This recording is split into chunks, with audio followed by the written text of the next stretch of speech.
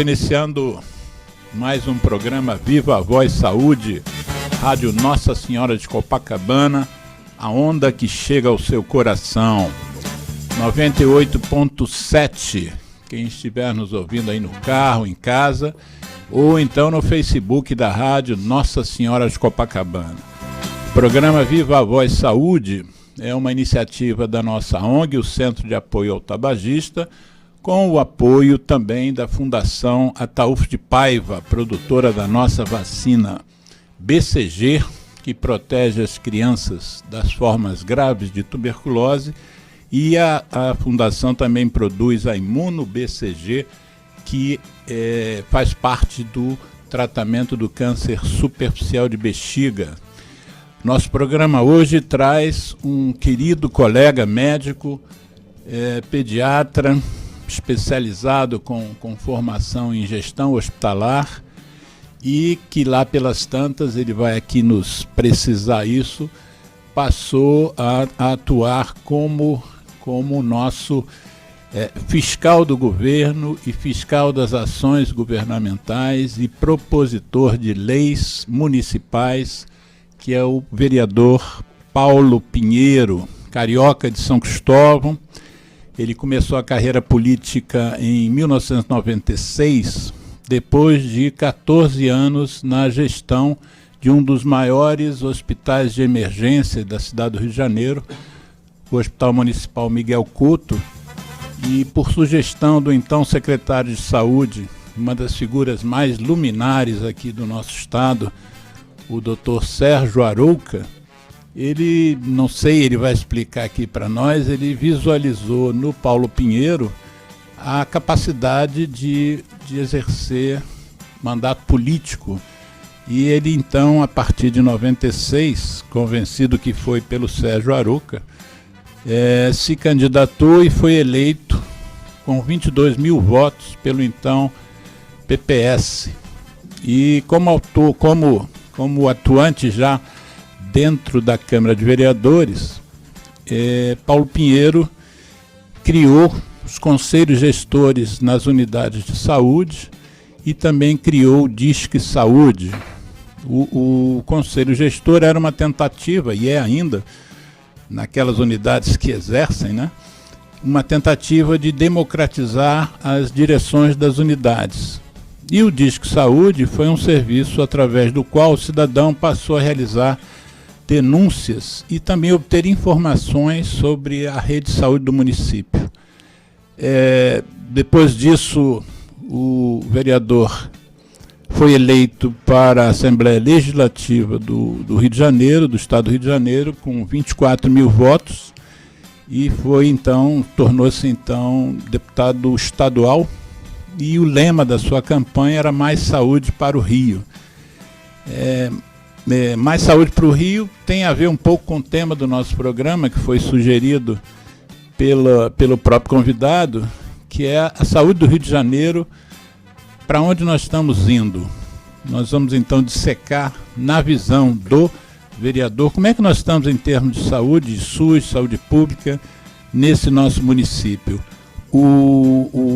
Em 2002, ele foi novamente eleito para a Assembleia Legislativa do Rio de Janeiro, e lá continua a sua luta pelo cumprimento do Estatuto do Idoso, presidiu a Comissão da Criança, do Adolescente e do Idoso e também criou o Disque Idoso.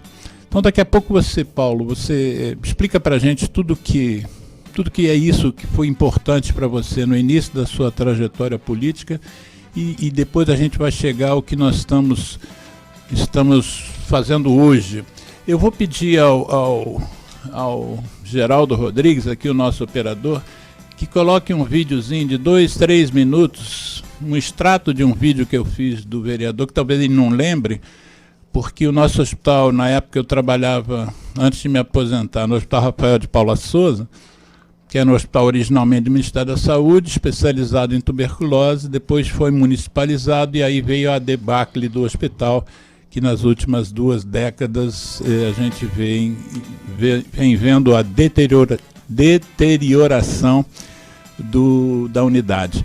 Então, nesse dia, o Paulo Pinheiro foi ao hospital, fez um ato público na rua, à frente do hospital, e aí ele não deve lembrar disso, mas bota aí, Geraldo, para a gente iniciar o programa com essa manifestação pública.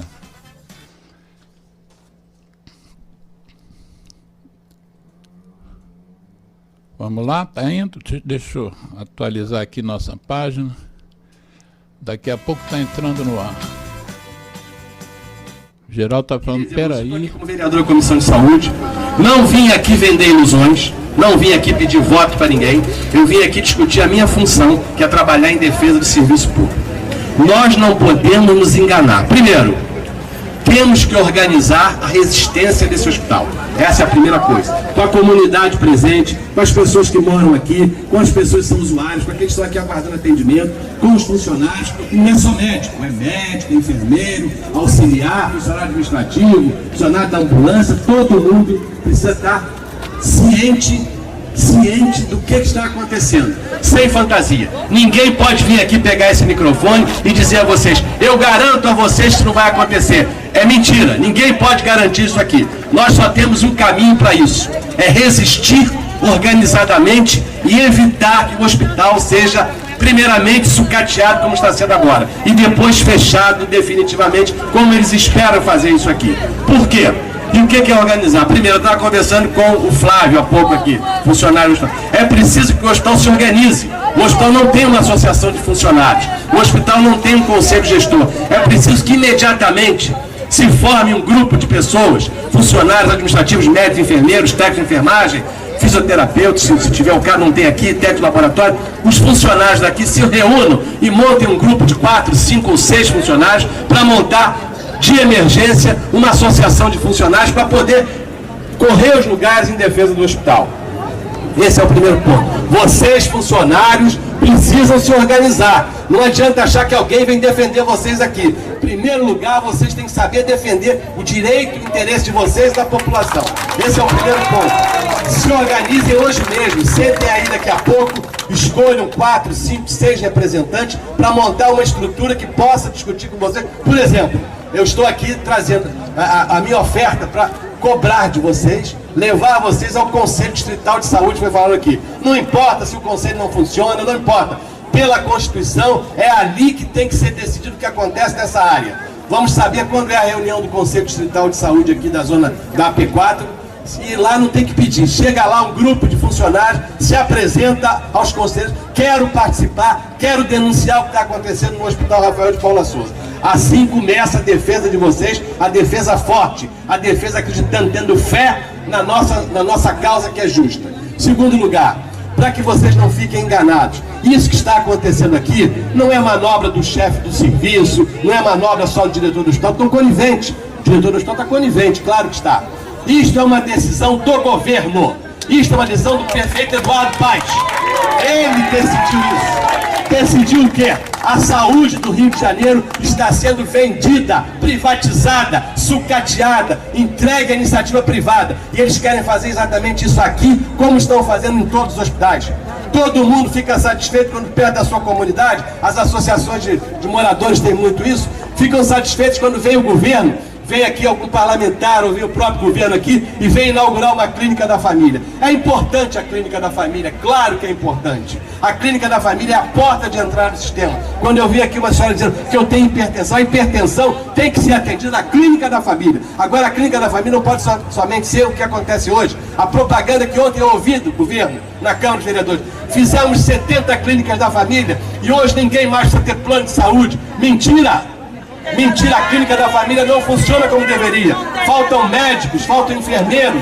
Nós temos 70 que são prédios lindos. E na campanha eleitoral estava lá o prefeito Eduardo Paes apresentando as UPAs, que não tem médico. Estava lá apresentando um prédio belíssimo. Eu gostaria até de morar numa clínica da família, que ela é confortável, bonita, tem TV de tela plana, tudo isso é bonito. Mas o que precisa ter é exatamente o que não está acontecendo.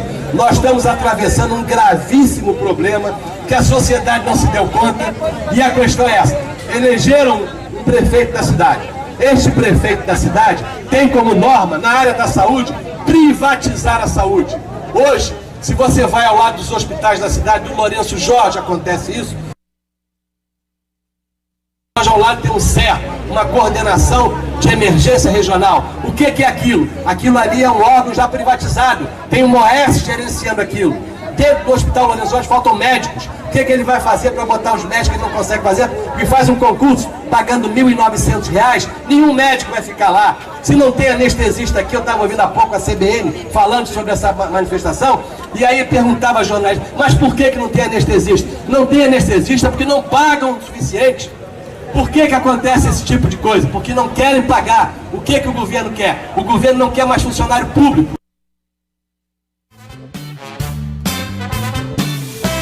Então, você lembrava disso, Paulo Pinheiro? 2013. Eu lembrei quando falou até no funcionário que foi citado ali, eu lembrei disso sim, lembrei da uma manifestação dessas.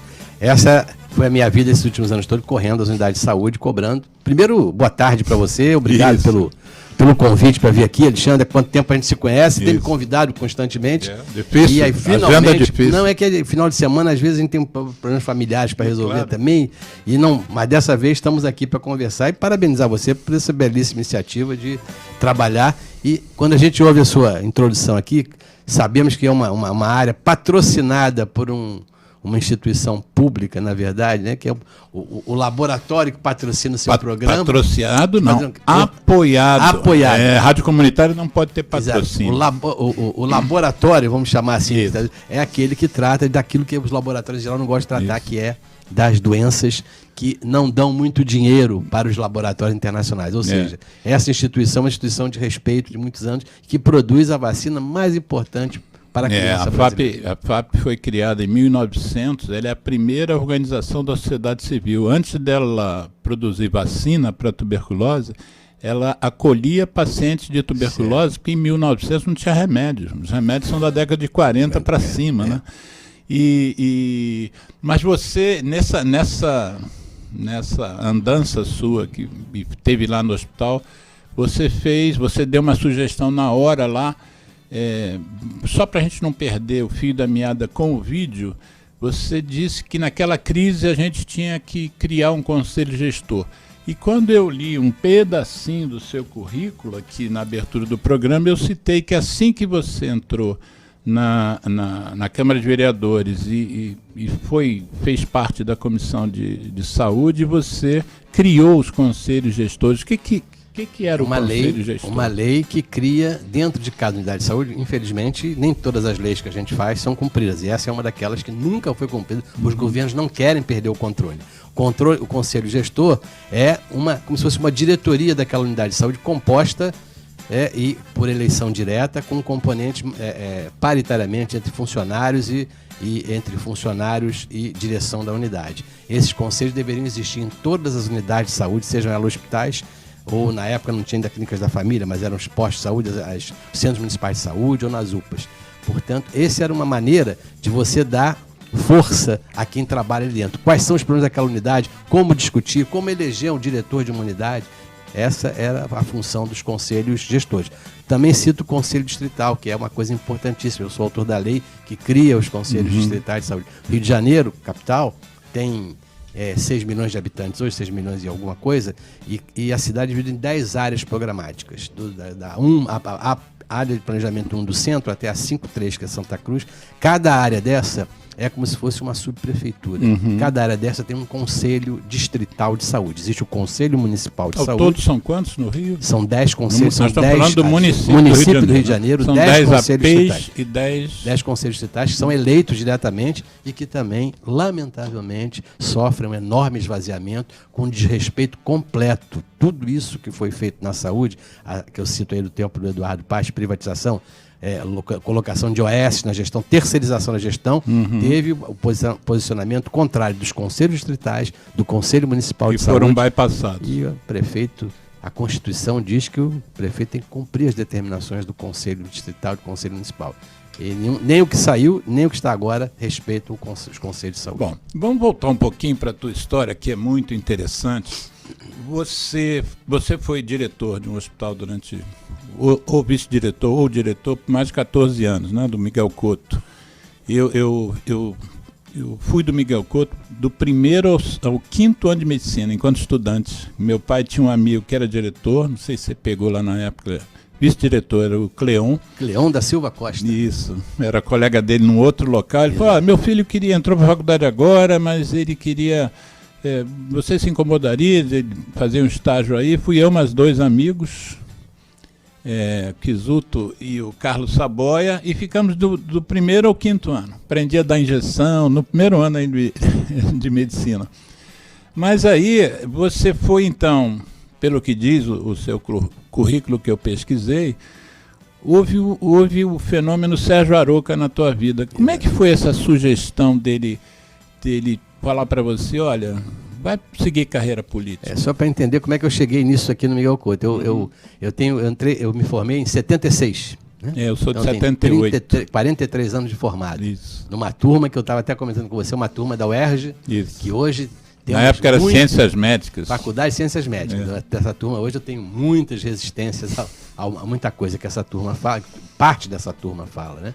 Mas aí eu entrei para a prefeitura, eu tenho 40 anos de prefeitura, já poderia estar aposentado, abandonando isso, continuo na ativa, não me aposentei na prefeitura. Uhum. Comecei no Salgado Filho, onde eu fui médico pediatra, na inauguração do hospital, fui chefe do berçário e fui expulso do hospital em 1970 Você foi expulso? Fui expulso pelo diretor do hospital. Eu, Jorge Darzio, que é... Sim, presidente da FENAM, Federação Nacional dos Médicos. Agora também houve já uma passou mudança. Também. Ele hoje é subsecretário do Crivella.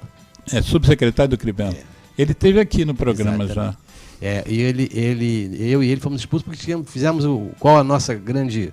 Por que nós fomos expulsos? Porque nós levamos Dom Mauro Morelli para discutir planejamento familiar na semana de aniversário do hospital, lá naquela época, em 79, por aí.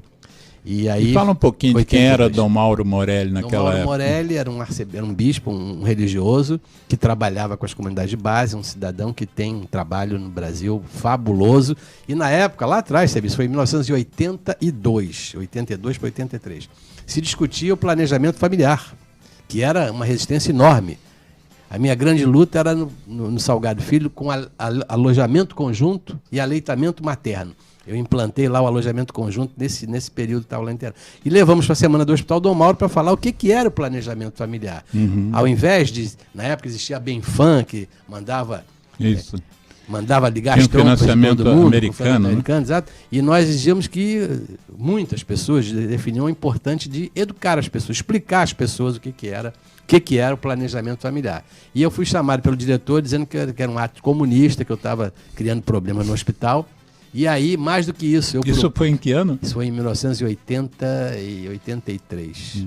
Ainda vigiando a ditadura que não houve. Mais ou menos, no final, tanto que na época o diretor do hospital, eu era chefe do berçário, vice-chefe da pediatria do hospital, e nós resolvemos fazer um movimento no hospital de reclamação de que todos os chefes de serviço deveriam ser eleitos pelos médicos do serviço. E eu levei isso para o diretor, né, na pediatria. A chefe da pediatria era minha professora, foi minha professora na UERJ, a professora Dilma Alcântara Xavier, e ela falou, claro, vamos fazer uma eleição aqui.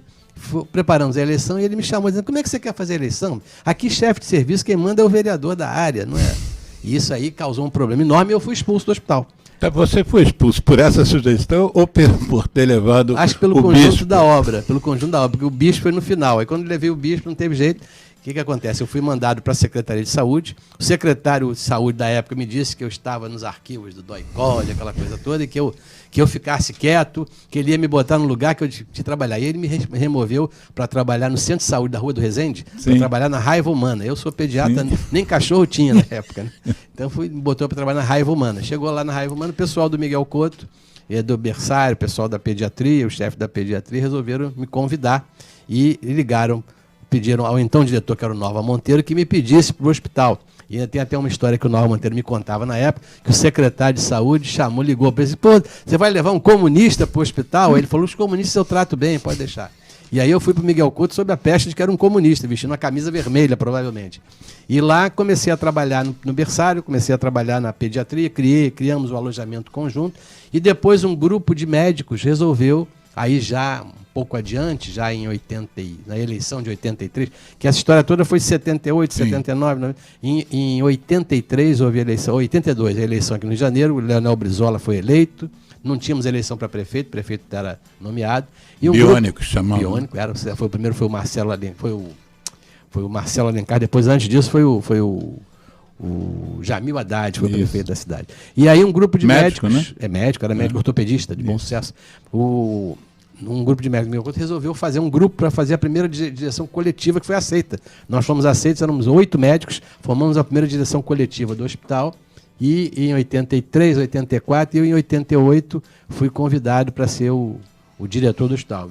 Fui convidado e fui nomeado pelo prefeito da época, Saturnino Braga. Eu tomei posse no meio do ano, em dezembro a prefeitura faliu. Eu dirigi um hospital falido, sem dinheiro, sem comida, né? Mas aí comecei a dirigir o hospital, comecei a trabalhar no hospital, tive um trabalho, notei que era importante o trabalho no hospital. Quem é que nos defendia dos problemas de administração? Não era a Secretaria de Saúde. Quem nos defendia era a população, quem defendia era a imprensa, mostrando a realidade. Abri muito o hospital para a imprensa. Você vê, na época... Não tínhamos ainda hospitais que tem hoje na Baixada Fluminense, recebíamos dezenas e dezenas de pacientes vindo de lá. O que eu fiz? Você vê como é que a época, só por muita gente do seu programa mais novo não vai ouvir, não vai entender, mas vamos explicar. Eu precisava mostrar o que acontecia todo dia, de manhã e de noite. Ambulâncias dos serviços sociais, dos políticos da Baixada, dos prefeitos que... saúde para o povo, e removendo os pacientes da Baixada para o Miguel Couto. Como eu podia mostrar na época, eu comprei... Porque antigamente não tinha SAMU, cada unidade tinha sua própria ambulância. E aí, serviços sociais tinha ambulância. Serviço social do vereador fulano de tal. Às vezes esse serviço trazia as pessoas lá da Baixada para a Zona Sul. E eu, para poder colocar isso, é que eu fiz na época. Não tínhamos internet, não tínhamos telefone celular, não tínhamos nada. Eu comprei uma máquina fotográfica xereta, daquelas descartáveis, e deixava na mão do vigilante de plantão no hospital. E durante toda a ambulância se fotografava. Eu juntei quase 400 fotografias, slides na época, slides das ambulâncias de lá. E comecei a trabalhar, comecei a denunciar isso, e o Aroca um dia me procurou, foi bater um papo na minha casa e falou: olha, você não é mais diretor do hospital, você claramente é um político, você está dirigindo o hospital, um sucesso, tem sido sucesso pela sua atuação lá fora, pela sua atuação. Então você tem que pensa em ser candidato. Eu, na hora, reagi muito, porque eu nunca pensei, absolutamente, nem em ser diretor do hospital, muito menos em ser político, né? Mas você fez um curso de gestão hospitalar. Exatamente. Aí, já depois de hospital, já estava na direção, e o então secretário fez que todos os diretores de hospital do município fizessem o curso. O José Assad, que era o secretário de saúde, comprou esse curso lá na UESC, pagou um curso, a prefeitura pagou esse curso, e nós fizemos um curso lá para modernizar um pouquinho mais a visão de gestão do hospital. E o Aroca me convenceu, e eu aí procurei o secretário, já na época, foi na eleição de 96, eu dirigi o hospital de 88 a 96, procurei o Gazola, que era o secretário de saúde, falei com ele que não queria, que eu ia sair da direção. Ele falou: mas por quê e tal, você é candidato, aí ele me liberou e eu larguei, fui eleito vereador em 96, 97, 98, me elegi deputado estadual, e o Aroca sempre era o presidente do PPS, do partido e tal. E o Aroca sempre discutimos muito, chegamos a ter algumas coisas. O Aroca depois chegou a ser secretário municipal de saúde, e eu, mesmo Aroca, secretário de saúde, eu era vereador, eu era deputado estadual na época, ele foi secretário, e nós tínhamos muitas brigas, muitas discussões, muitas divergências nos problemas nessa época. Mas, lamentavelmente, ele acabou perdendo a Secretaria de Saúde por ser ousado. Na época, ele lá já falava isso, sobre a importância da saúde da família, de criar muitas equipes de saúde da família. Enfim, entrei na política nisso. E, para você ter noção, eu nunca estudei tanta medicina quanto depois que entrei para a política. Foi uma coisa impressionante, porque você tem que se participar cada vez mais, você tem que entender cada vez mais. Tem vários movimentos diferentes. Você tem que estudar o orçamento, por exemplo. Eu aprendi orçamento, eu aprendi depois de ser parlamentar. Estudar o orçamento para entender como é que você vai administrar uma cidade, como é que você vai administrar um hospital, como você vai administrar a saúde do Rio de Janeiro. E é preciso saber, o orçamento é uma previsão de gastos com a previsão de arrecadação. É preciso entender muito isso, porque senão você vai ter as propostas populistas. Por exemplo, eu era deputado estadual, quando uma deputada fez uma proposta de comprar, algo sensibilizou muito a imprensa, mas era impossível. Ela fez uma lei que toda unidade de saúde tinha que comprar um mamógrafo. Toda unidade tinha que comprar um mamógrafo. Então eram milhares de mamógrafos, não teriam mamas para chegar a esses mamógrafos todos. Mas era porque a cidade não precisa disso. A cidade precisa de uma organização que possa fazer a mamografia em tempo hábil, né? Que tenha nas áreas necessárias. Ou seja, não posso abrir um posto de saúde em cada rua. O presidente da Associação de Moradores, eu sempre participei dos conselhos distritais de saúde. O cara ia lá, eu quero uma unidade na minha rua. A lei do Conselho Distrital é sua. A lei anterior era o Conselho Municipal de Saúde, e eu adaptei a lei para os Conselhos Distritais de Saúde, que a lei inicial foi feita pelo Fernando Willi, que é hoje vereador, pela Laura Carneiro. Eu adaptei para as realidades da Prefeitura do Rio. Eles são os autores iniciais do Conselho Municipal de Saúde, foi criados lá atrás, ainda no governo do Gazola. É comum os políticos irem às reuniões dos conselhos distrital, municipal? Não, eu não via poucos, né? Eu, pelo menos, eu participava de tudo, já participei até mais, mas foi se tornando uma coisa complicada, principalmente na Zona Oeste. Todo sábado tinha reunião do Conselho Distrital. A reunião é mensal, reúne os moradores e tal, e eu ia lá para cobrar do governo, para cobrar dos diretores de unidade, para cobrar isso lá para gente. Bangu, Campo Grande e Santa Cruz, são 3 conselhos diferentes. Área 51, 52 e 53. Difícil. E o que aconteceu? Os secretários de saúde entenderam que o caminho era cooptação dos conselhos de saúde. Então, com essa história de terceirização, criaram-se vários problemas. Ou seja, pega o cara que é da associação de moradores, contrata alguém do conselho, contrata a sobrinha do outro cara ali para trabalhar aqui e tal, para a OS e tal. E isso aí, ou seja, os conselhos de saúde ficaram muito enfraquecidos quando eles desistiram da posição de cobradores para tentar participar muitos da posição de auxiliares. E hoje nós temos uma dificuldade enorme de ter pessoas para o conselho. Você tem uma noção? Eu acabei de aprovar uma lei que altera a minha lei do Conselho Municipal, do Conselho Distrital de Saúde, porque muito pouca gente quer ir para os conselhos. E aqueles que estavam lá, que sempre quiseram, que gostaram, têm o direito de se reeleger 1 ou 2 vezes. Como há um vácuo enorme, eu crio a lei para que esses que já estão lá possam se reeleger mais vezes, porque senão acabam os conselhos distritais de saúde. Diz uma coisa, você está citando uma característica de um conselheiro que é de fiscalizar o governo, denunciar e tal. Mas esse também é o papel dos vereadores. Sim. O que a gente nota, eu me formei 2 anos depois de você, e já estou nessa lida há mais tempo, há muito tempo, e o que eu vejo, às vezes, uma certa empatia entre um determinado vereador e a sua causa. E aí a gente fica sendo meio para ele fazer denúncias. Que a gente diz, tal coisa está acontecendo, com o objetivo de resolver, de melhorar, de aperfeiçoar determinado hospital, determinada situação. Mas aí a gente percebe que quando muda o governo, muitas vezes aquele vereador que era um excelente fiscal daquele governo anterior, quando o governo muda, ele passa a não fiscalizar mais nada, ele desaparece da sua vida, porque ele faz parte do governo, né? Como é que eu vejo isso na eleição do Trump agora, né? Na Câmara de Deputados, ele foi sugerido a cassação. Ele foi para o Senado, o processo dele foi para o Senado, onde ele tem maioria, e ele foi absolvido. Ou seja, até que ponto um vereador é efetivamente um fiscal em benefício do povo, e até que ponto ele está ali dentro de um jogo político apoiando quem é que ele está fazendo parceria. Como lidar com isso? Aí é a dificílima função de você ser, durante a sua vida, coerente, né? Coerente. É evidente que você tem uma posição sobre tudo que está acontecendo. As instituições existem. Existe a Câmara como fiscal, mas existem essas outras instituições. Os conselhos gestores, se existissem, estariam para fiscalizar. Os conselhos distritais, Tribunal de Contas. Eu, por exemplo, trabalho muito com o Tribunal de Contas. Eu fiz 26 auditorias nas OS aqui do Rio de Janeiro, desde 2009. Então, isso já existia. E o vereador, ele tem a sua posição política, que você vai se adaptando, mas o mínimo de coerência.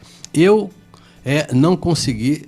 O único momento que eu tive consegui participar durante 6 meses de qualquer governo foi quando eu era deputado estadual, quando a Garotinho saiu do governo, e por 6 meses, eu era do PT na época, o PT passou a ser governo municipal. Tem até um episódio muito interessante, que no primeiro dia que eu era líder do governo, né, o governo era Benedita na época, e eu era líder do governo, meu primeiro discurso foi bater na governadora, porque estava fazendo coisas semelhantes ao Garotinho, logo que abriu, em termos de usar dinheiro da saúde. No caso, a governadora Benedita. Assim, eu era líder dela, fiz um discurso contra ela, que até os deputados do governo anterior me aplaudiram muito, porque eu estava no discurso, eu, líder do governo, não concordando com as funções.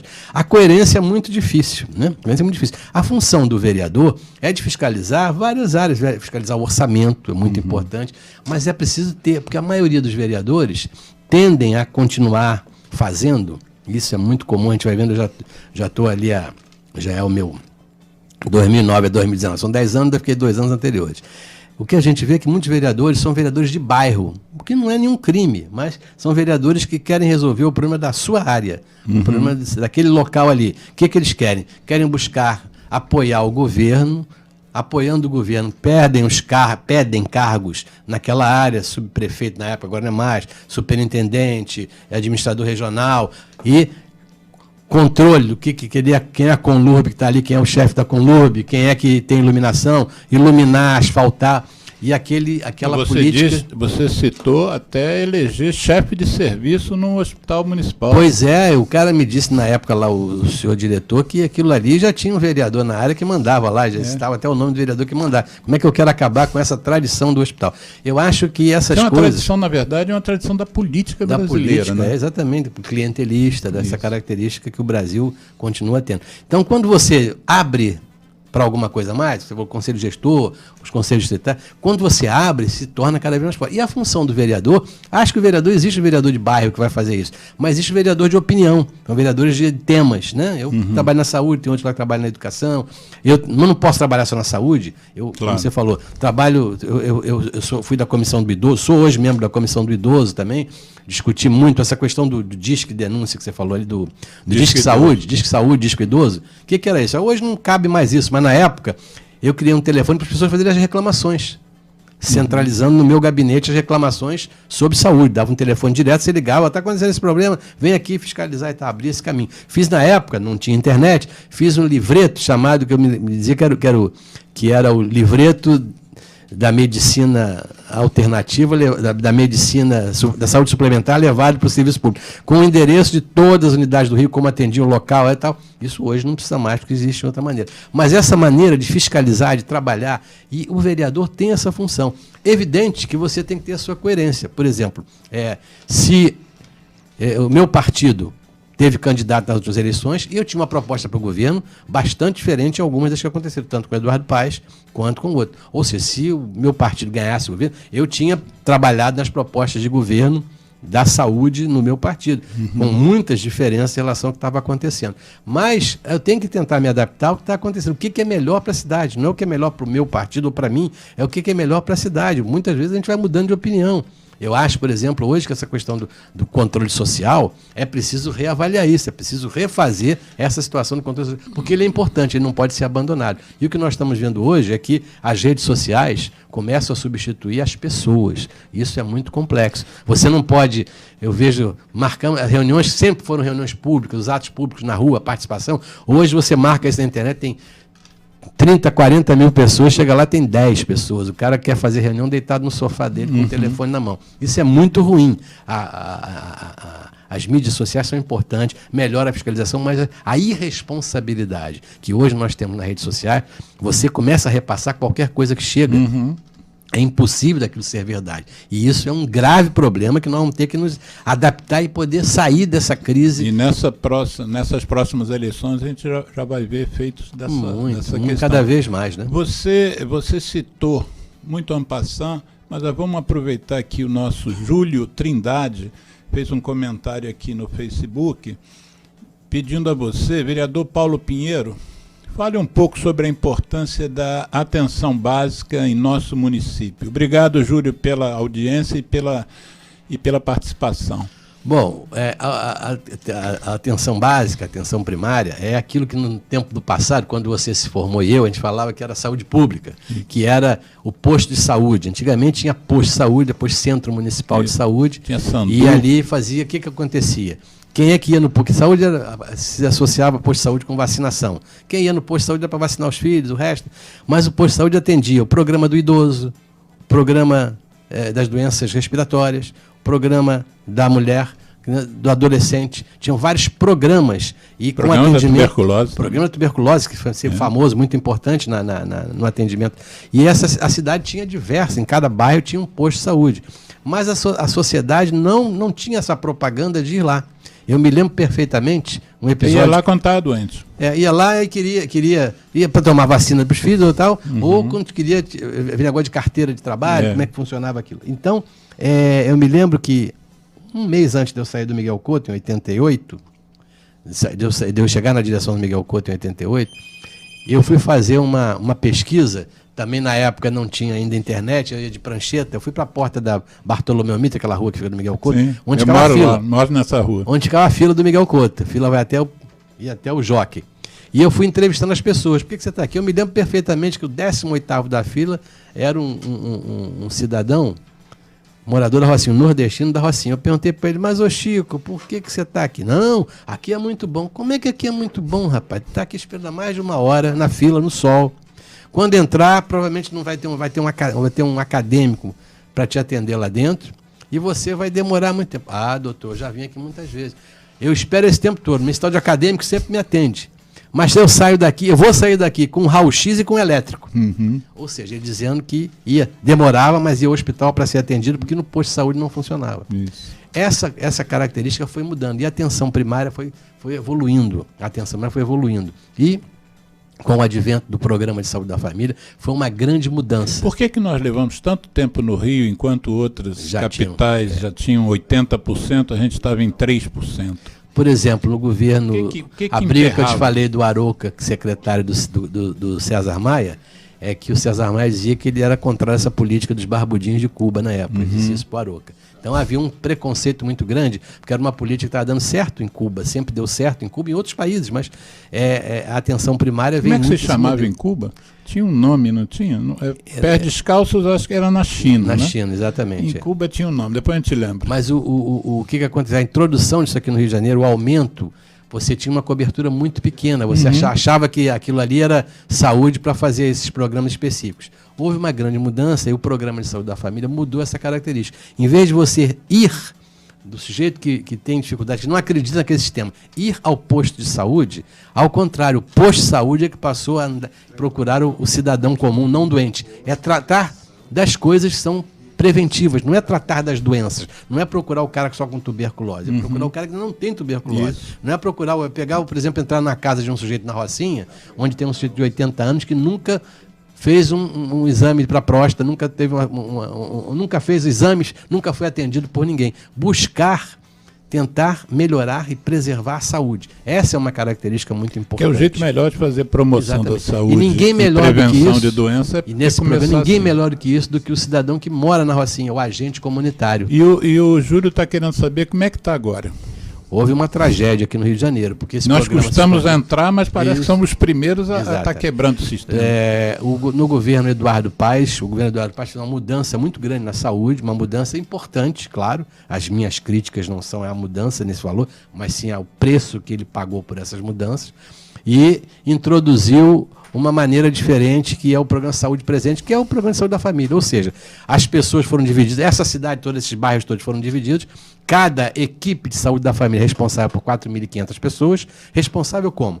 Aquela rua do lado é a equipe A. Essa equipe A, o agente comunitário vai cada equipe de saúde da família tem um médico, um enfermeiro, um técnico de enfermagem e 4 a 6 agentes comunitários de saúde. Esse agente vai lá, descobre o velhinho que nunca foi, descobre uma mulher que nunca fez uma mamografia, nunca fez um preventivo do câncer e vai trazer essas pessoas para dentro da unidade de saúde. E por que eles estão sem médicos agora? Um grande, eles criaram, imenso então, número. O Eduardo Paes criou 133 equipes, 133 clínicas da família, construiu. Clínicas da família é um projeto arquitetônico diferente do que era o posto de saúde, é algo mais moderno, que tem exames que o posto de saúde não tinha, tem um tomógrafo, tem um ultrassom, tem um laboratório, todos têm ultrassom, laboratório, e isso foi muito bem construído, muito bem feito.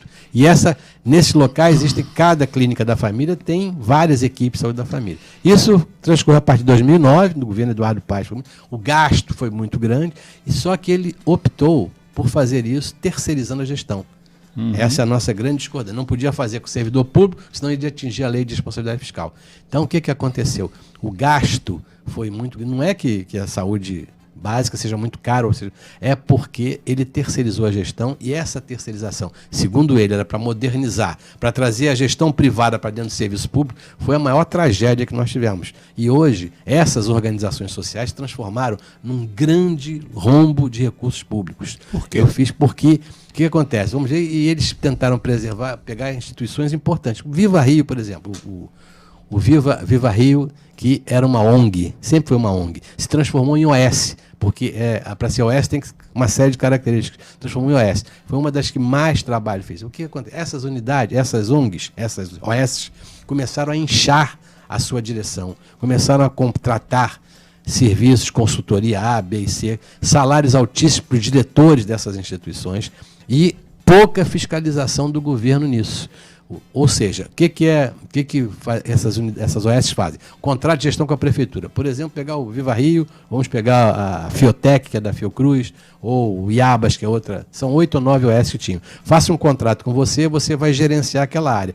Quanto vai custar para esse contrato? Tem uma série de normas da secretaria. Isso vai custar X por mês. Então, todos os meses, eu vou te pagar, por exemplo, a gestão do Hospital Pedro II de Santa Cruz, 14 milhões por mês. Eu vou dar para o OS 14 milhões. Com esse dinheiro, você contrata profissionais de saúde e você compra os insumos básicos, paga as empresas de limpeza, segurança e tal. Uhum. Isso era, ou seja, terceirizar. E o governo entrava como regulador. Acontece que foi um fracasso.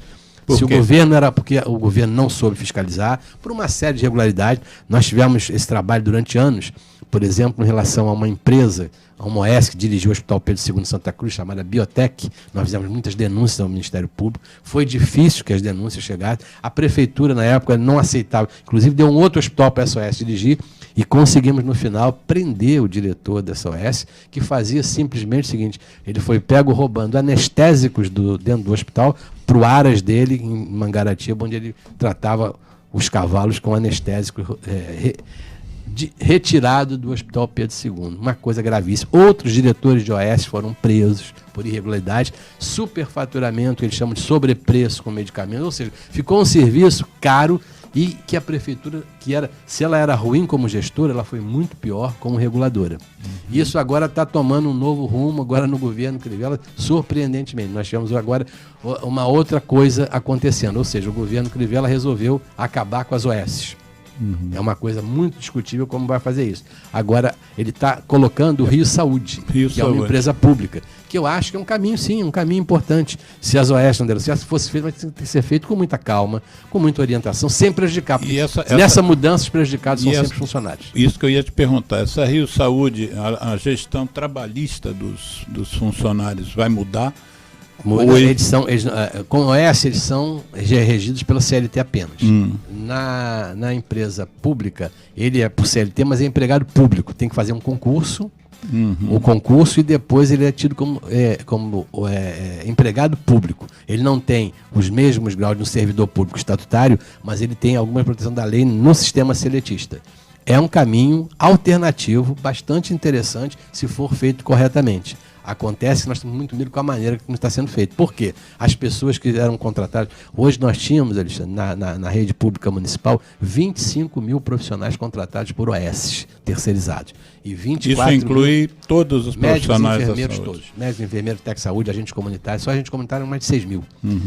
Que é uma grande diferença desse sistema da clínica da família para o que a gente estava falando antes dos postos de saúde. Um dos grandes divisores de água é a presença do agente comunitário de saúde. Exatamente. Né? Eles fazem uma... É essencial, trabalho essencial. Isso. Tem sido enganados pelos governos. Pouquíssimo reconhecido. Enganados pelos governos, porque no Brasil todos os agentes comunitários são servidores públicos. Aqui no Rio de Janeiro não conseguiram ser servidores públicos. E é um grande número. É a única de capital, vamos dizer, que eles não conseguiram. Não conseguiram. Nem o Eduardo Paes enrolou eles o tempo inteiro e o Crivella enrolou eles o tempo inteiro.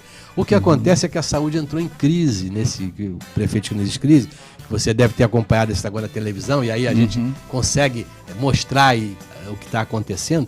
O Crivella resolveu, ele tem toda a razão, o governo tem toda a razão de queixar-se do Eduardo Paes pelo legado do Eduardo Paes. Por quê? Qual foi esse legado? O legado do Eduardo Paes. O Eduardo Paes pegou a cidade no momento... Recentemente ele foi até absolvido e não deixou Qual nada o legado do Eduardo pendente. Paes? Ele criou, no momento, amigo do Lula, amigo do Sérgio Cabral, e conseguiram trazer, a gente sabe de que maneira foi, não é a responsabilidade dele, mas de outros que têm que ser responsabilidade, trouxeram a Olimpíada para o Brasil. Grandes eventos. Os grandes eventos traziam dinheiro para o Brasil. Os grandes eventos precisavam de dinheiro. E ele tinha facilidade de buscar, pegou muito dinheiro emprestado.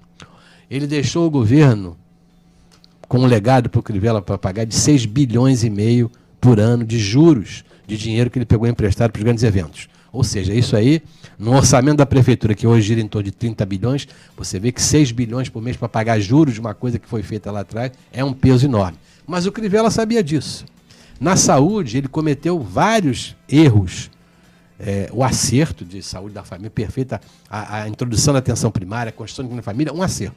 Acontece que ele fez algumas coisas muito erradas. Por exemplo, ele politicamente, por uma questão política, no último ano de 2016, ele municipalizou o Hospital Pedro Rocha Faria e o Hospital Albert White, 2 grandes hospitais da Zona Oeste, importantes, que estavam sob o comando de OS, tirou do Estado e botou na prefeitura. A prefeitura assumiu isso, sem orçamento. Não havia no orçamento recursos para esses hospitais. Por que você acha que ele fez isso? Politicamente, para ganhar a eleição. Ele achava importante a eleição na Zona Oeste, Pedro Paulo era o candidato, o Pedro Paulo sabia disso, fez um trabalho enorme, asfaltou rua em volta do hospital, dragou rios, fez pintura no hospital, fez uma série de coisas no hospital, porque acharam que era importante. Foram dar uma ajudazinha no Pezão, que era amigo deles.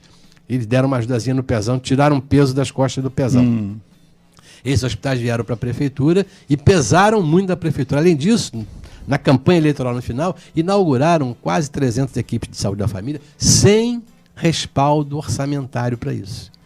E isso, quando o Crivella assumiu, o que ele tinha que fazer? Denunciar, de tomar a atitude que tinha que ser tomada. Não posso continuar com isso aqui, vou devolver os hospitais, vou suspender essas equipes até você. Ele não fez.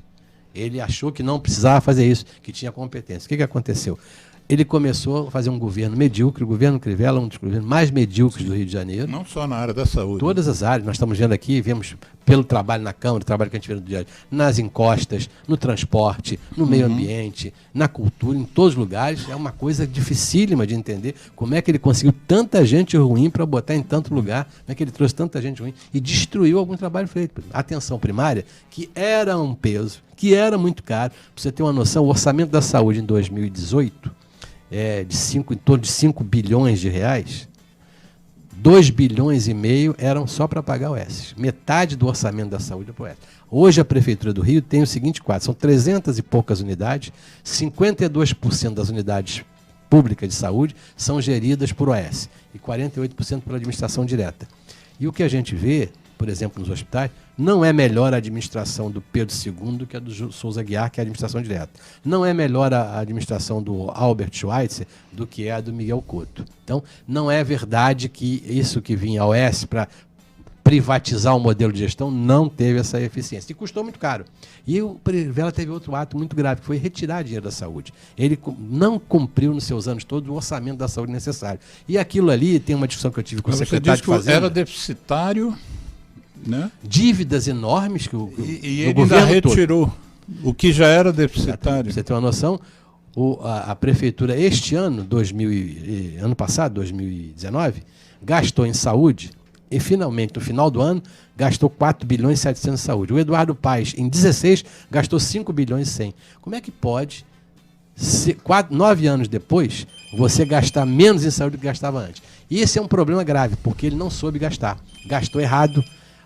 Teve aumento de IPTU que ele conseguiu da Câmara, tem maioria na Câmara, a maioria custou muito para ele, né? Custou muito, muitos cargos, muita coisa, a maioria muito que ele teve na Câmara para não sofrer o impeachment, igual o Trump não vai sofrer lá. Isso. Aqui os senadores dele fizeram o trabalho para defendê-lo.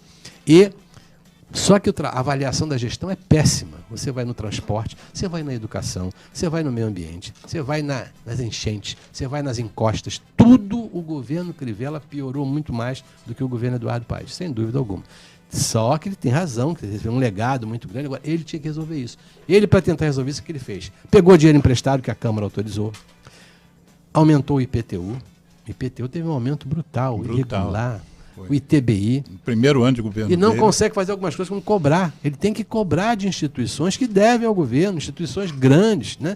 3 grandes devedores de ISS tem aí, 3 grandes devedores de IPTU estão por aí, que precisam ser cobrados. Quem são esses devedores? O Jockey Club é um devedor grande, a Fundação Getúlio Vargas é muito grande, e outras unidades, algumas instituições, Varig e tal, que já faliram alguma. Essa dívida tem uma parte de dívida podre e outra parte que tem que ser cobrada.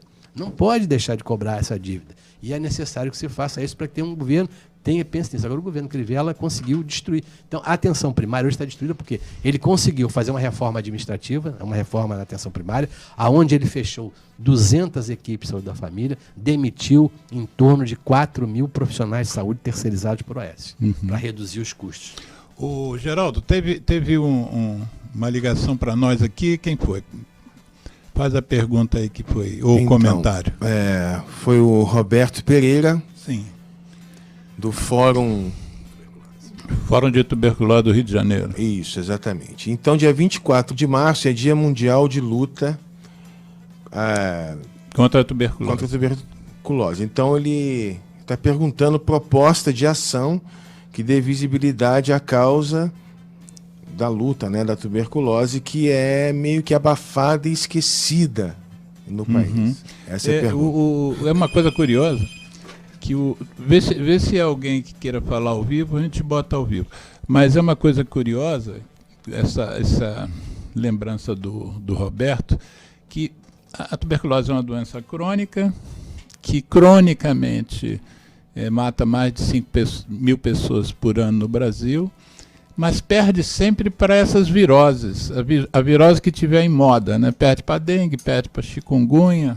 A Zika foi aquela calamidade toda com aqueles episódios de microcefalia, tinha que receber mesmo atenção, e agora perde para o coronavírus. Tem sempre um vírus que está dando destaque. E você, como presidente da Frente Parlamentar Municipal de Enfrentamento da Tuberculose, o que você pode responder aí para o nosso Roberto Pereira, nosso querido amigo? A gente tem feito um trabalho e nesse dia 24 pretendemos, ou se não tiver possibilidade, um dia, pelo menos um dia antes ou um dia depois, podemos fazer uma sessão solene na Câmara para discutir essa situação, para mostrar essa situação. A gente tentou fazer algumas matérias de jornal, fizemos matérias de jornal. A dificuldade enorme até de se reunir com o pessoal da tuberculose da Secretaria de Saúde.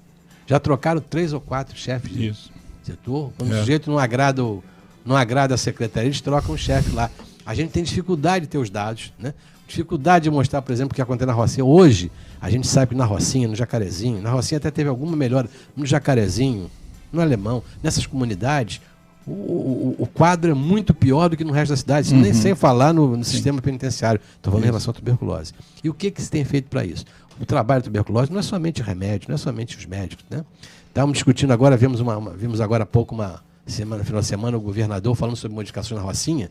Um grande ponto que a Rocinha fez de avanço foi quando abriu uma ruas, quando tirou naquele local, houve uma queda muito grande da tuberculose, simplesmente por deixar o sol chegar até aquela região. Isso. A importância do sol nessas casas, a importância do ar. Isso não é um trabalho somente de remédio, não é somente tratar a tuberculose. A tuberculose, a melhoria do atendimento na Rocinha, por exemplo, deveu muito aos agentes comunitários de saúde. Sim. São importantíssimos. Uma das grandes líderes nessa área é Rita Smith. Rita Smith, que é minha amiga, que ela sempre fala exatamente isso. Vamos mandar esse programa para ela. Foi agente de saúde, o filho dela é agente de saúde hoje. Foi paciente de tuberculose. Já todos pacientes de tuberculose. Sabem? Não, ela foi paciente. Então. Teve no Miguel Couto, na época que eu era diretor, falando sobre isso. Teve que ter internada por algum motivo lá, no momento, não sei se já era tuberculose, ela conta essa história. Mas então o agente comunitário é muito importante. A questão do medicamento é muito importante. E você, como presidente da frente, o que você tem feito assim, em relação à tuberculose? A discussão dentro dos números, dos dados, as propostas. Nós temos uma cartilha feita pelo Fórum da Tuberculose, muito bem feita, que nós estamos distribuindo. Eu vou até mandar depois para o seu programa, que as pessoas quiserem pegar. Sim. Temos boa quantidade. Essa cartilha é escrita com linguagem popular, muito bem feita, para ajudar nos trabalhos. Cobrança da Secretaria de Saúde. Estamos numa luta lá com o hospital lá de Jacarepaguá. Dois hospitais. Santa Maria, que é estadual. Exatamente. E o Curicica. Dois hospitais com problemas graves. Por quê? Porque, apesar de que a gente sabe que a tuberculose tem que ser tratada e pensada de outra maneira, é necessário ter hospitais funcionando. Claro. É necessário ter os profissionais para atendimento. Ainda vão existir internações, lamentavelmente, necessárias. Temos trabalhado em relação à Secretaria Estadual de Saúde com isso. Houve uma mudança na questão do atendimento ambulatorial da tuberculose, justamente com as clínicas da família, Mas o que eu percebo também é que com esse desmonte das clínicas da família aqui no Rio de Janeiro, as unidades estão sem médico. Exatamente. Então, outro dia eu atendi no meu consultório uma paciente de Campo Grande e fiquei negociando com ela, com uma enfermeira, por telefone, explicando o que a paciente tinha, por que tinha com ela, não tinha médico. Não tinha médico. Né? Tem 180 equipes de saúde da família sem médico hoje, que desistiram, foram mandados embora e tal. Mas nisso ainda, outra coisa importante em relação à tuberculose, que nós estávamos falando, me chamou sempre muita atenção o DOT, né? Tratamento diretamente observado. Eu imaginava isso na Rocinha quando eu vi no início, que seria difícil. Mas o agente comunitário atua muito bem nisso. É muito importante a segurança que dá para as pessoas até que não sabem, você ter que tomar o remédio na hora e receber aquele remédio na hora necessária, não falhar no tratamento, não deixar de dar o remédio de hoje. E esse é um trabalho quase que manual, Rocinha, quase que artesanal. Você deve conhecer, mas na Rocinha tem uma enfermeira que é luminar nessa questão, uma grande batalhadora, de lá, Maria Helena, que é a diretora da unidade de saúde lá da... Maria Helena Carvalho. Exatamente. Um abraço, Maria Helena. Desde lá de trás, ela é diretora da unidade que fica lá na Estrada da Gávea. Isso. Ela continua diretora, sofrendo bastante e tal, continua, mas sempre uma lutadora muito grande. Então, vamos já fechando essa questão aqui. Você acha que poderia ter essa sessão solene na Câmara? Vamos ver a data, porque nós estamos em recesso, tem que esperar reabrir para a gente marcar a data. Em torno do dia 24. Ou um dia depois, ou um dia antes, fazer uma sessão solene. Para os ouvintes que não sabem, dia 24 de março é o Dia Mundial de Enfrentamento à Tuberculose, e essa data foi escolhida porque em 1882, quer dizer, no século XIX ainda, um pesquisador alemão descobriu o causador da tuberculose, que era chamada de peste branca, que matou mais de metade da população da Europa, e ele descobriu e revelou isso para a academia alemã, justamente no dia 24 de março de 82, e essa data então ficou. Ô Geraldo, você tem outra ligação aí, tem outro comentário Diz aí. Ouvinte jornalista Helenilce Botari. Helenilce, é do Globo. Ela perguntou, quem for eleito, como vai receber a saúde da cidade? Sobre a atual administração, né, do prefeito Crivella. Como é que vai receber a nível de contas, de dívidas, de coisas a receber? Você, como membro titular da Comissão de Saúde da Câmara, recebe essa pergunta da Helenice Botari. Um abraço para a Helenice, que eu já tentei falar com ela, não consegui ainda. Vulgo Lelê, pessoal do Boteco. E um abraço para o Ronaldo também. Ronaldo Braga. Grande vascaíno. Muito chopp ali no Leblon. Belmonte, Cantinho. Não lá para trás, mais antigamente, na esquina da praia. Flor do Leblon. Aquele que acabou na esquina da praia. Caneco 70. Caneco 70. Muito chopp também ali com o Ronaldo e com a Helenice. Helenice, quem vai... eu poderia te responder agora, mas eu ainda espero um pouquinho, porque não tem um ano desse governo Crivella ainda. Né? Queiram ou não, teremos um ano de governo Crivella. O que ele vai fazer esse ano, eu não sei. Ele fechou o ano na saúde com uma dívida de quase 400 milhões. Tem que pagar quem deve. 400 milhões de dívida. 400 milhões de reais. De um orçamento de 3 e... orçamento que era de 5 bilhões esse ano. Ele executou em torno de 4.700. Desses 4.700 executados, parte ele ficou devendo. 400 milhões ele não pagou. Com serviços realizados e que os autores não receberam isso. Como é que vai ser isso para o ano que vem? Como é que vai ser essa Rio Saúde administrando as unidades? Eu acho que a Rio Saúde teria todas as condições preparadas para fazer isso. Mas será que tem essas condições? Será que a Rio Saúde tem como fazer isso? Como é que não vai acontecer com essas pessoas que vão ser demitidas das OS? Porque eles vão atirar uma OS de cada vez. Eu sou um grande adversário das OS. Sempre fui. Sempre tenho certeza que 9 anos depois eu posso provar ao prefeito da época, Eduardo Paes, que não melhorou a qualidade do serviço porque é OS. Se ele tivesse feito as clínicas da família, saúde da família, com o servidor público, teria resultado melhor do que teve com o OS. Você acha que seria melhor? Seria melhor, não tem dúvida. As unidades hoje administradas por servidor público, por administração direta, são melhores que administradas por OS, sem dúvida alguma. Mas eu não sei como é que vai ser isso. O ano vai mostrar para nós como é que vai ser. Ele precisa resolver diversos problemas, ele tem que recolocar, ele deu um rombo dentro da atenção primária, fechando quase 300 equipes de saúde da família, 200 a 300 equipes de saúde da família. Ele mandou embora mais de 4.000 pessoas do saúde da família, embora, entre eles, a maioria, 80% agentes comunitários. Tem equipes na cidade hoje, mais de 180 equipes. A cidade tem 1.200 equipes de saúde da família. Tem mais de 180 hoje sem médico. Equipe sem médico significa que não pode ser atendido. Eu sei que o trabalho não é só médico, tem um enfermeiro, mas não tem quem dê a receita, não tem quem faça o encaminhamento. As clínicas da família estão com problemas na área da internet, não há possibilidade, muitas delas não conseguem colocar a pessoa na fila do CISREG porque não funciona o sistema de informática da unidade. Nós temos uma necessidade de que esse atendimento seja feito. Nós temos números mostrando que a qualidade vem piorando. Nós estamos vendo o que vem acontecendo na cidade. Nós temos, o prefeito fala números, etc., fala em mutirões. Mutirão é ótimo, mas não resolve o problema. Então, eu não sei como é que não receber. Eu tenho certeza que o próximo governo terá muito trabalho com a saúde, já que o maior problema da cidade do Rio de Janeiro, dito nas pesquisas, são mostradas, é a saúde. É preciso uma coisa muito clara, garantir quem é que vai garantir o orçamento necessário para a saúde. Isso é uma decisão que os candidatos a prefeito têm que ter. Eu sei que tem que gastar no mínimo 5,5 bilhões em saúde. Se eu não gastar isso, terei problema. Os candidatos têm que ser alertados sobre isso. E como gastar bem esse serviço. Como você vai recuperar esses locais que foram danificados pela administração Crivella. Eleni, se você quiser uma nova pergunta, liga para cá e a gente bota ao vivo aqui, você fala com o vereador.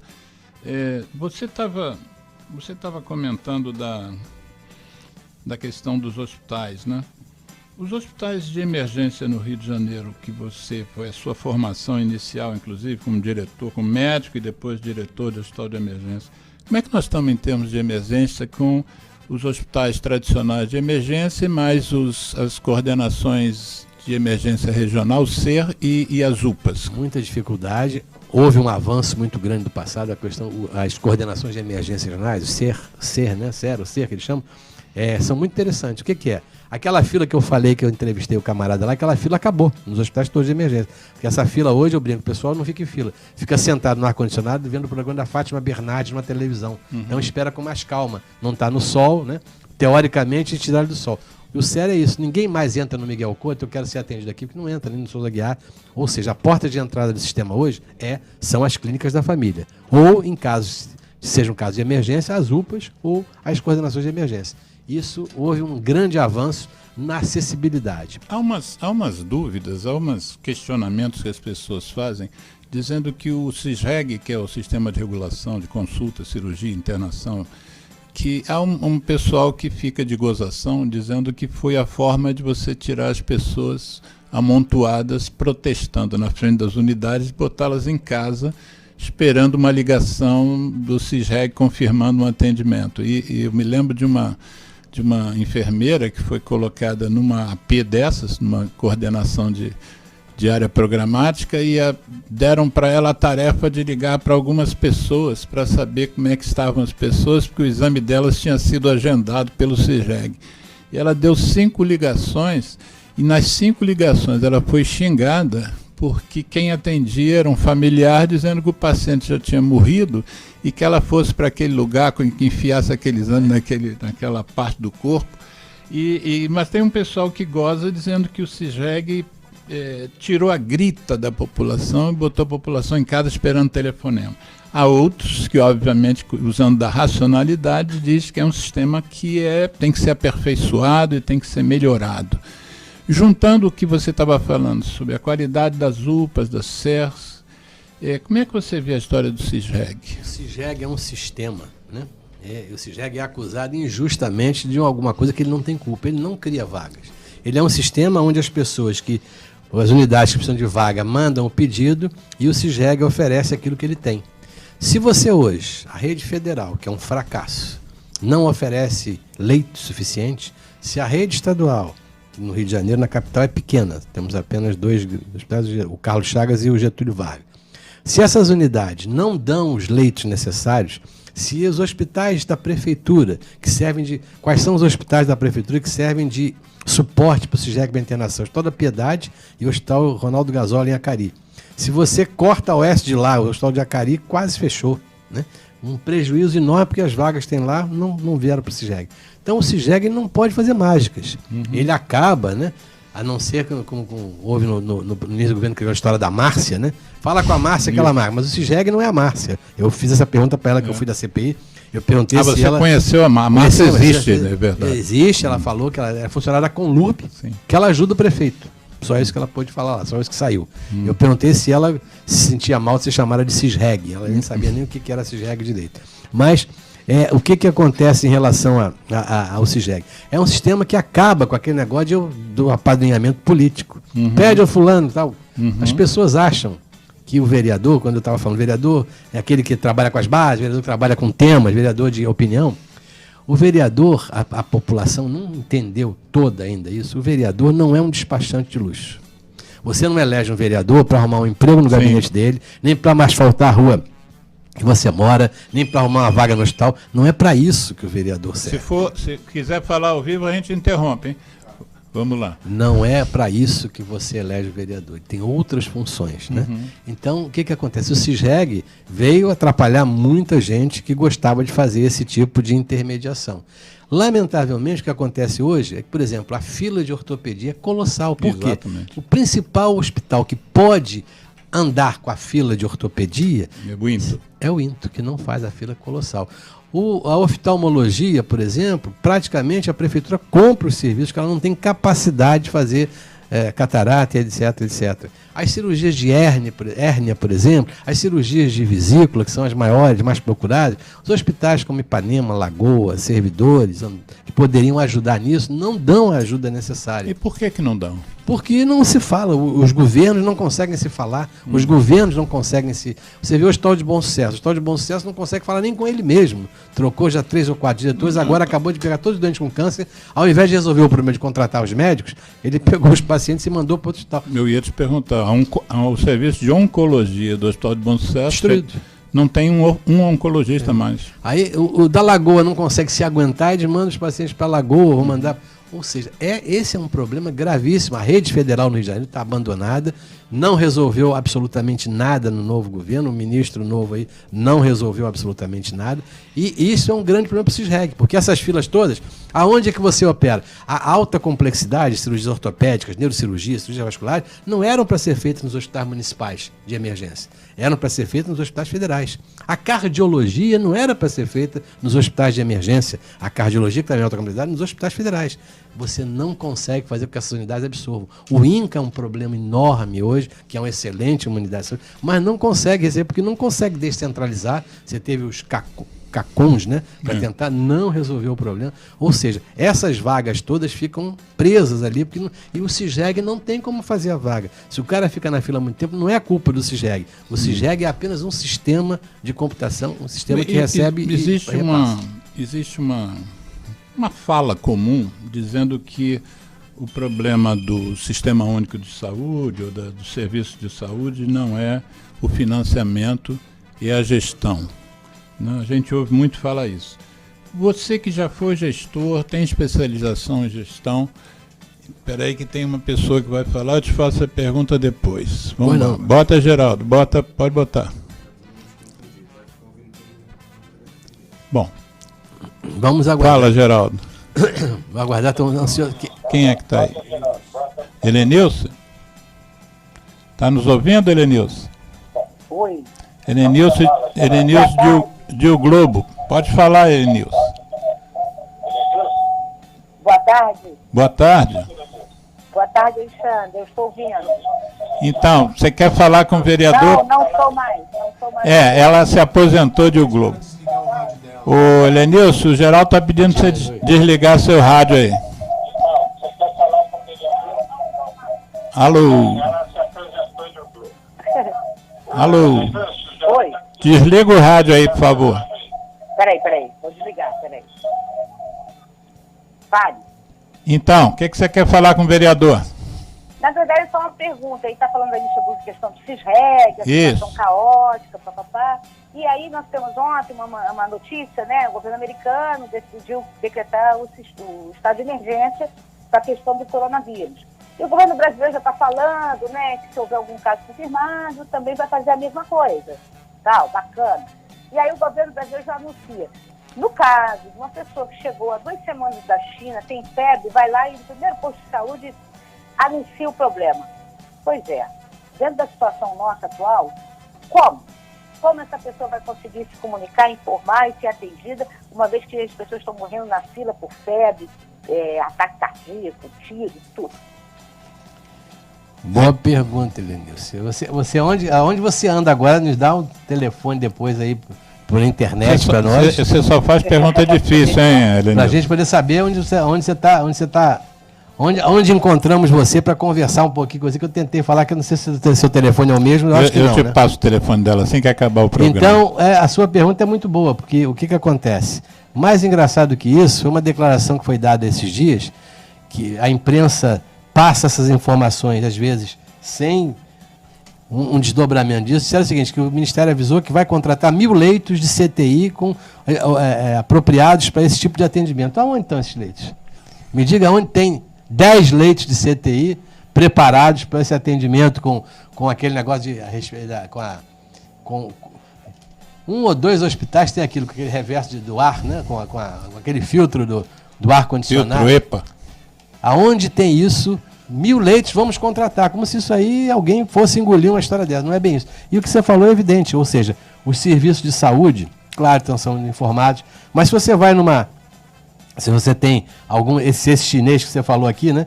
Nós temos que preparar agora o Botafogo está dizendo japonês, tem que ver se esse japonês vai chegar inteiro aqui, ou se ele vem com o Honda, né? Se ele vem com alguma coisa já no corpo. É preciso entender que esse sistema, se você vai procurar uma unidade de saúde, você vai ter dificuldades, porque às vezes aquela unidade não tem médico. Aquela unidade não, aquela equipe de saúde da família. A unidade de saúde tem várias equipes e várias não tem médico. Como é que você vai estar preparado para isso? As unidades de saúde estão preparadas para isso? Os profissionais das emergências, das UPAs, porque essas pessoas, o caminho direto para essas pessoas será uma UPA, uma coordenação de emergência regional ou um hospital de emergência. Essas pessoas têm que ser muito bem habilitadas para poder entender, porque você está vendo, no Brasil tem 10 casos suspeitos. Casos suspeitos não são, na verdade, porque quando vai aprofundar um pouco mais, tem alguns sintomas semelhantes, mas não é verdade que sejam casos disso. É preciso estar atento. O nosso serviço de saúde precisa ser avisado cada vez mais, avisado que isso está acontecendo, para que os profissionais possam atender, porque eu não estou vendo hoje aqui no Rio de Janeiro, o Ministério da Saúde está atento e tal, mas o serviço de saúde continua funcionando como funciona antes do coronavírus. Você disse que o pessoal precisa ser avisado, mas quem é que vai avisar, Raul? A pergunta da Helenice é secretarias estaduais, secretarias municipais, cada unidade é ligada a uma secretaria, tem que ser explicado quais são as normas que sejam indicadas. Isso está sendo feito? Eu não sei, eu não tenho visto essa informação ainda. Você é da Comissão de Saúde da Câmara. Não tenho visto, não. O que eu tenho visto é que as pessoas têm anunciado, o secretário de Saúde do Estado falou alguma coisa sobre isso, o Ministério da Saúde tem falado, a Fiocruz tem falado, tudo em diagnóstico. Agora, o preparo das pessoas, eu precisava conhecer, eu queria saber a primeira coisa, onde está, me arruma 10 leitos desse aqui no Rio de Janeiro, onde essas pessoas eu fui durante uns anos para ajudar na formação dos meus filhos, que tinham 2 na PUC, e o meu salário do Ministério não dava. E eu fui trabalhar sábado como plantonista da Central Estadual de Regulação. Serra, né? Serra. Helenilce até sabe disso. E aí o Serra, os funcionários, nós médicos, às vezes éramos levados para a delegacia por não cumprirmos o mandado judicial, porque a pessoa tinha um parente numa emergência, num estado grave, precisando de UTI, o CISREG não fornecia essa vaga porque não tinha, eles iam no plantão judiciário e de lá saíam com um mandado. O oficial de justiça... Ordem de prisão. Não ordem de prisão, mas ordem para se conseguir aquela vaga.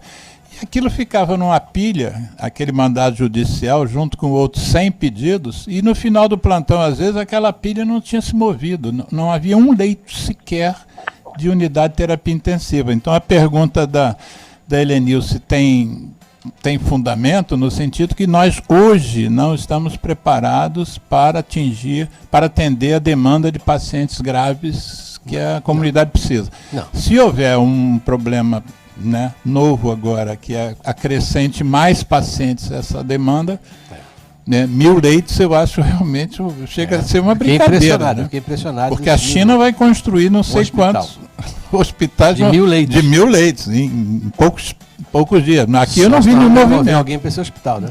Só se foi isso. Helenilson, talvez tenha que mandar os pacientes para a China. Não sei como mandar, porque o nosso presidente Bolsonaro disse que não tem como trazer, né? Porque vários países estão trazendo os seus moradores, né, os seus naturais da China para o país de origem. O nosso presidente disse que não tem como fazer isso, que talvez seja muito caro e tem problemas burocráticos. O presidente que é tão preocupado aí com o problema, é capaz de pedir para botar esses pacientes num acampamento sem terra, né? Capaz. É possível.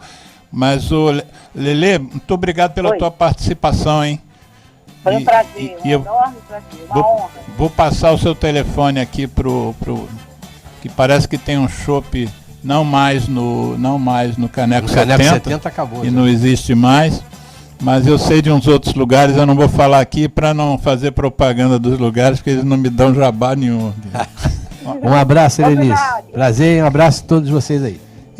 O título que eu pedi para você dar ao nosso programa bate um pouco com a pergunta o comentário que a Helenilson fez, que você sugeriu que a gente desse como título Saúde do Rio de Janeiro, para onde estamos indo?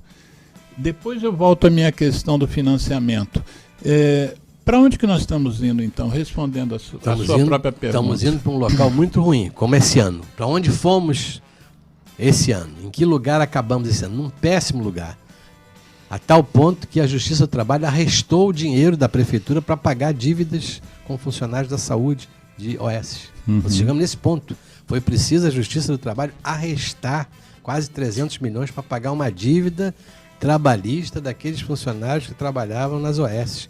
A Prefeitura atrasou o pagamento da segunda parte, do 13º, que não teve primeira parte, foi uma parte só. A Prefeitura passou os últimos... arrumando do almoço sem se ter certeza do dinheiro do jantar. Para o ano que vem, para este ano, né, disse ano passado, para o ano que vem, como é que vai ser? Muito difícil. Primeiro, na atenção básica. Tem que recompor essa atenção básica. Está destruída, como você está falando. Falta médicos nas clínicas, ou seja, os pacientes estão acumulados em outros locais. As unidades de emergência, você perguntou há pouco, dos hospitais da cidade, têm problemas graves. O Souza Aguiar, durante essa crise agora do ano passado, queria comprar Novalgina, 15 mil ampolas de Novalgina, não tinha dinheiro para comprar. E, se tivesse dinheiro, nenhuma empresa queria entregar, porque já havia dívidas anteriores. Esse quadro é um quadro grave. E o que a gente está notando? Como você diz. E nós temos problemas que não são somente o coronavírus que vem aí. Né? O coronavírus vai matar, hoje nós chegamos a ver uma matéria, que a mortalidade hoje vista é em torno de 2%. Morre muito mais gente de tuberculose no Rio de Janeiro do que por coronavírus, vai morrer. Ou seja, e aí não há essa preocupação. Já acostumamos. A tuberculose nós já sabemos qual é o cheiro, não sabemos qual é o cheiro do coronavírus. Então é preciso entender que outras coisas matam muito mais. As pessoas estão morrendo muito mais de várias coisas que poderiam ter sido evitadas. Estamos gastando dinheiro. A preocupação, eu participei de uma discussão há poucos dias sobre medicina pública e privada, né? A grande preocupação no mundo inteiro hoje de quem estuda o quadro da medicina suplementar, da saúde suplementar, mostra o seguinte: o maior problema da saúde suplementar são os velhos, né? Se alguém acabasse com os velhos, resolvia o problema de uma vez por todas. Por quê? Que eles levantaram um dado europeu. O cara com 60 anos tem pelo menos 2 doenças crônicas. Com 70 já tem 4 doenças crônicas. E isso custa muito caro. A longevidade que foi dada ao mundo pelo progresso da ciência custa muito caro para pagar a saúde. Saúde não é um bem... Nós não decidimos no Brasil, uma pergunta que eu faço há mais de 10 anos. A saúde é um bem público ou um bem de consumo? O Brasil conseguiu ainda não entender. Ora, para alguns é um bem de consumo, ora, para alguns é o bem público, e tanto bem de consumo ou bem público estão com problema. E hoje, esses problemas, principalmente com a longevidade, são gravíssimos para a população do Rio de Janeiro. São as doenças... Quantas doenças neurológicas estão aparecendo hoje que não tínhamos no passado, que hoje são descobertas? Quantas pessoas vão necessitar? As doenças crônicas tradicionais, diabetes e hipertensão, as doenças infecciosas, né? Tudo isso... Por que em sabendo disso, né? A gente sabe, por exemplo, que 70% da mortalidade hoje mundial são pelas doenças crônicas não transmissíveis. Você aqui citou várias delas, a gente acrescentaria o câncer e tal. Por que você acha que se investe tão pouco em promoção da saúde, em prevenção das doenças, prevenção primária e secundária e em comunicação em saúde, em educação da população para a saúde? Por que as crianças estão sendo obrigadas a comer tanto doce pela propaganda, a fumar tanto, a bebida ser tão barata e que gera futuramente as doenças que a gente sabe de hipertensão, de doenças hepáticas? Nós vimos o presidente da República reclamar logo, taxar a cerveja não, né? Exatamente. Mais rápidas que ele falou, né?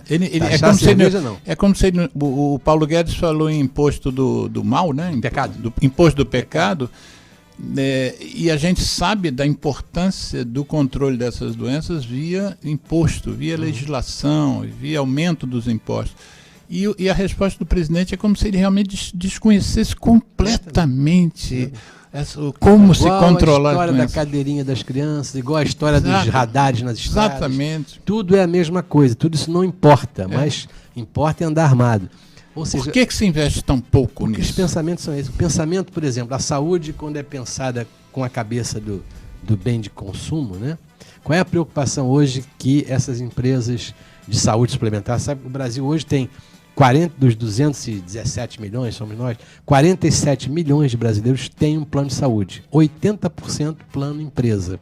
O plano individual não cabe mais, não conseguem mais botar o plano individual. Não existe mais. Existe, ofertar, não tem o que é o remanescente anteriormente. O que eles estão pensando? Se você pensando? entrar via, por exemplo, acho que é Qualicorp, e que você depois não aguenta pagar os reajustes que são fora do mercado. Né? Nos últimos 3 anos, eles perderam 3 milhões de beneficiários, né? Eram 50 milhões, hoje são 47. E o pensamento deles é o seguinte, estão pensando aquilo que o governo do Eduardo Paes até pensou e fez e que não está dando certo no governo Crivella, que é investir na atenção primária, ou seja, a saúde suplementar quer também fazer o médico de família, acha que o médico de família como está errado, que é a medicina de família e tal, eles querem fazer isso sempre pensando no quê? Sempre pensando em economizar. É o pensamento que o Crivella teve quando destruiu a atenção primária aqui. Ele quis economizar 200 milhões acabando com essa equipe. Mas ele acha que isso é uma economia. Ele acha que é uma economia. Eu chamo de economia porca, mas é a economia que ele fez. É um investimento, na verdade, a saúde da família. As empresas de saúde suplementar estão pensando em atuar cada vez mais, em fazer a saúde da família entrar nos planos de saúde. Mas a preocupação deles é jogar em cima das pessoas, que o problema ali não é o bolso. O problema é o bolso. Ou seja, tem que convencer o camarada que ele tem que andar. Se ele andar, se ele fizer exercício, ele tem um desconto. Ou seja, tudo é pensado em relação ao bolso. Se você não fumar, vai ter um desconto também. Nos Estados Unidos, os planos já são bem mais reduzidos os valores se você não for fumante. Você se transforma num carro, né? O carro também, se você não dirige, se você não vai para o lugar... Igual seguro de carro. Seguro de carro, ou seja, é a mesma coisa. Nós estamos transformando em objetos. Então, esse pensamento deles é financeiro. Eles estão pensando em chegar a essa conclusão, não é porque seja melhor, que seja um sistema que deu certo ali, é porque esse sistema parece que gasta menos. Gasta menos. Então, os governos têm esse pensamento. Um presidente que pensa isso, né? O presidente nosso do Brasil, o que ele pensa sobre saúde? Quer dizer, na verdade, ele não entende, né? Ele foi salvo por Deus. Deus, evidentemente, deve ter salvo ele, porque ele podia ter morrido com a facada. Ele não entendeu que Deus estava presente ao colocar na frente dele uma casa de saúde da Santa Casa para atendê-lo ali, né? Se não fosse atendido uma equipe toda. Essa equipe, Deus fez isso. Ele não entendeu que Deus fez isso. Ele entendeu que Deus salvou porque ele era ótimo. Não, Deus salvou ele. Aliás, falar em equipe, em sala de emergência, você não acha que a medicina suplementar, eles se dão muito bem porque as grandes emergências são atendidas pela medicina pública? Claro. Ou seja, hoje... Você que foi diretor de um hospital de trauma... Você pega as primeiras 48 horas de um acidente de trânsito, de um trauma de crânio, né? O que é caro vai ali, né? Chegou a ressonância, a tomografia ou a cirurgia imediata de compressão e tal, num trauma de crânio, vai ser resolvido ali. Depois, o que pega... Quando o sujeito fica no Miguel Couto, sempre do meu tempo já era assim, foi bem atendido e tal, mas a hotelaria é muito ruim e tal, a hotelaria é muito ruim. Você citou o seu diretor na época, Nova Monteiro, e ele foi dessa época que eu disse que estagiei lá. falecido, saudoso Nova Monteiro, mas havia uma prática no serviço dele de drenar depois. Quem puder vai lá para São Miguel, né? São Miguel, São Miguel, exatamente. que não era dele, estou pensando que não era dele, mas não, mas era onde ele tinha um serviço privado. Aí era como na Zona Sul tinha muita gente que tinha posse e tal. Na época, por exemplo, as próteses não eram brasileiras, eram suíças. Isso. Prótese suíça não ia ser difícil ter ali, né? Se hoje a gente tem problema com prótese, tem gente presa por causa dessas próteses. Na época, né? Me diz uma coisa, nós estamos encerrando o programa, mas eu queria fazer queria que você fosse bem didático e dissesse o seguinte: você teve 14 anos de gestão no Miguel Couto, você teve anos e anos como vereador, está como vereador, esteve também como deputado estadual. Enfim, tem uma vivência vasta, foi da Fiocruz, ou ainda é. Vamos dizer que você hoje fosse não digo nem o ministro da Saúde, mas o presidente do Brasil, mas pensando em saúde. Quais seriam, assim, suas primeiras medidas para melhorar a saúde do nosso sistema de saúde e a saúde do brasileiro? Como é que você vislumbraria? Você tem 10 minutos para me responder. Em primeiro lugar, eu suspenderia o decreto que suspendeu os gastos da saúde e educação, a PEC 95. Essa é a primeira coisa. Se eu quisesse ser sério no assunto, eu acabava com a PEC. Para quem não está em trono, o que é a PEC 95? Uma medida tomada por quem? Tomada pelo governo atual, pelo presidente atual. Pelo Temer. Temer que fez essa medida, essa questão repetiu. Dizendo que você não pode gastar mais do que você gastou no ano anterior. Por 20 anos.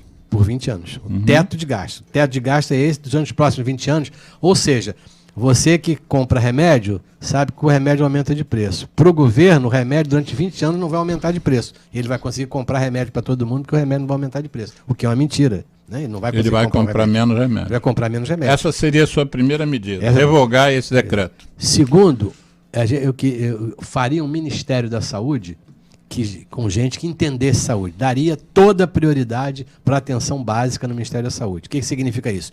A prioridade no Brasil seria a atenção básica. Você fazer com que, não porque eu vou gastar menos no meu seguro-saúde, mas porque isso seria importante. Políticas importantes de prevenção, as políticas para trabalhar nessas doenças crônicas, a questão do tabagismo, a questão do preço da bebida, da obesidade infantil. Todos esses assuntos importantes, né? A outra coisa seria uma atividade do ministro da Saúde num governo meu, seria o saneamento.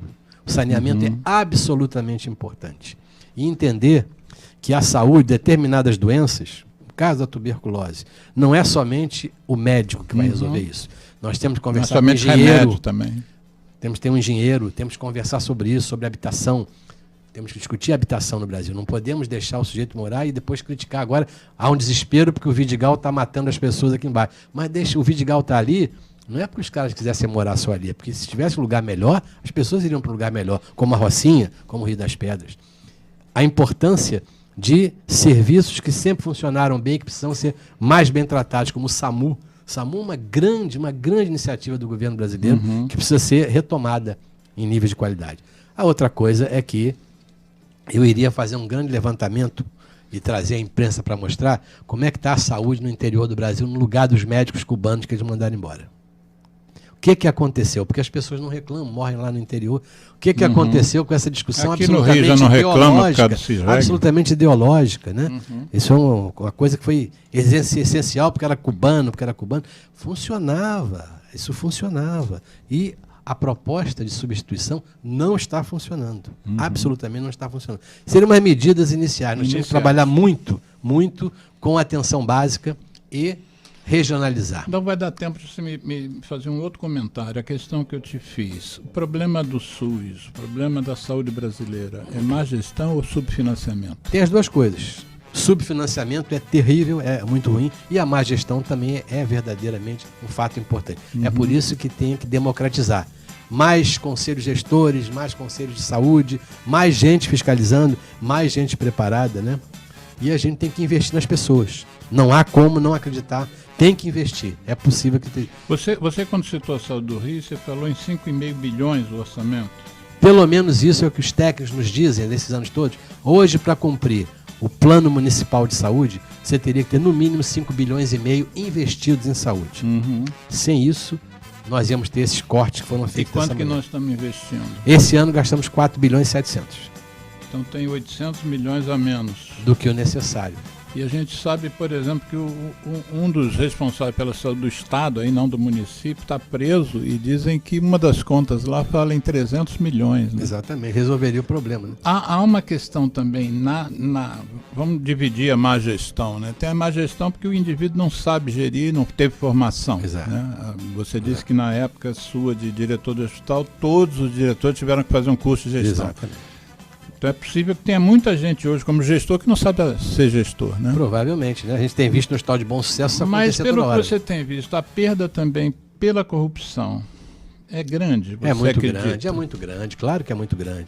Não tenha dúvida que é muito grande. Porque nós estamos falando de 300 milhões, foi um secretário de grande. saúde, né? É muito Está sendo grande. acusado disso, Exatamente, está é preso, muito na grande. verdade, não É. está sendo acusado. Apesar já achou que achou que era o dono de tudo como...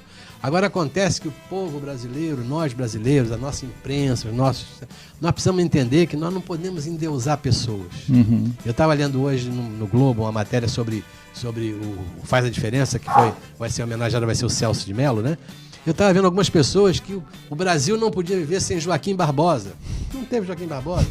O Brasil não poderia, ninguém na cidade entrar no restaurante o Beltrame, ninguém deixava o Beltrame andar. O Beltrame não resolveu o problema. Ou seja, nós elegemos, depois agora veio o Sérgio Moro, nós elegemos algumas pessoas com salvador. Não há salvador da pátria. Não há esse cara que ele está acima do bem e do mal. Todo mundo tem um pouco de bem e tem um pouco de mal. É preciso que a gente entenda que a decisão é coletiva, a decisão não é individual. Esse acho que é o grande ponto. Um governo tem que pensar coletivamente, tem que ouvir as pessoas, tem que dividir o poder, não é somente... O Bolsonaro não pode achar que ele vai chamar a namoradinha do Brasil e todo mundo vai parabenizar a cultura. Não é assim que a banda toca. E eu gostaria, quero estar vivo, eu não quero morrer, não, quero estar vivo para poder participar. Se eu estou participando hoje, eu fiz 71 anos agora, dia 22 de janeiro. Eu ainda acho que sou importante na luta que eu tenho, que eu posso fazer muita coisa, posso brigar por muita coisa, e acho que as pessoas têm que achar isso. Só que nós temos que pensar coletivamente. Ninguém sozinho resolve.